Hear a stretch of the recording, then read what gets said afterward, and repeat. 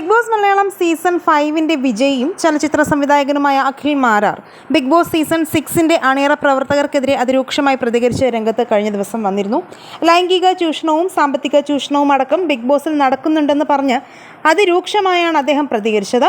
Wild card എൻട്രിയായി big ബോസിലെത്തി ഇപ്പോൾ പുറത്തുപോയ സിബിൻ എന്ന മത്സരാർത്ഥിയെ ചൊല്ലിയുള്ള വിവാദത്തിലാണ് അഖിൽ രൂക്ഷമായി പ്രതികരിച്ചിരിക്കുന്നത്.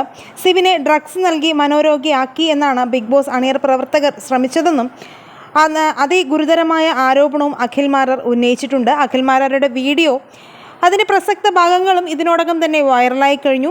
ഇതിനോടൊപ്പം തന്നെ ലാലേട്ടനെ കുറിച്ചും അഖിൽ മാരാർ സംസാരിച്ചിരുന്നു. കേരളത്തിലെ ഏറ്റവും കൂടുതൽ മനുഷ്യർ സ്നേഹിക്കുന്ന ഒരാളെ ശനിയാഴ്ചയും ഞായറാഴ്ചയും വിളിച്ചു വരുത്തിയിട്ട് മനുഷ്യനെ കോമാളിയാക്കുന്നു. മോഹൻലാൽ എന്താ നിന്റെ കളിപ്പാവയാണോ? ആ മനുഷ്യനെ സമൂഹത്തിൻ്റെ തെറിവിൽ കേൾപ്പിക്കേണ്ട കാര്യമുണ്ടോ?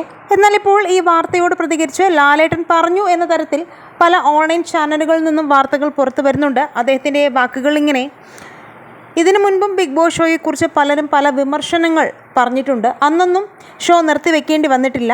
ഇത്തവണയും സീസൺ 6 മുന്നോട്ട് തന്നെ പോകും. പല വിവാദങ്ങളും വരും. അതിനൊന്നും പ്രതികരിക്കേണ്ട കാര്യം എനിക്കില്ല. ഞാൻ എൻ്റെ ജോലി ചെയ്യുന്നു. എനിക്ക് അത്ര മാത്രമേ അറിയൂ എന്നാണ് ലാലേട്ടൻ പറഞ്ഞതെന്നാണ് പുറത്തു വരുന്ന വാർത്ത. എന്തായാലും ഈ വിഷയത്തിൽ നിങ്ങളുടെ അഭിപ്രായങ്ങളും, നിങ്ങളൊരു മോഹൻലാൽ ആരാധകനാണെങ്കിൽ ലാലേട്ടൻ എന്നും കമൻറ്റ് ചെയ്യുക. സീസൺ 6-ലെ നിങ്ങളുടെ ഇഷ്ട മത്സരാർത്ഥി ആരാണെന്ന് പറയുക. വീഡിയോ ലൈക്ക്, ഷെയർ ചെയ്യാനും ചാനൽ സബ്സ്ക്രൈബ് ചെയ്യാനും മറക്കല്ലേ ഫ്രണ്ട്സ്.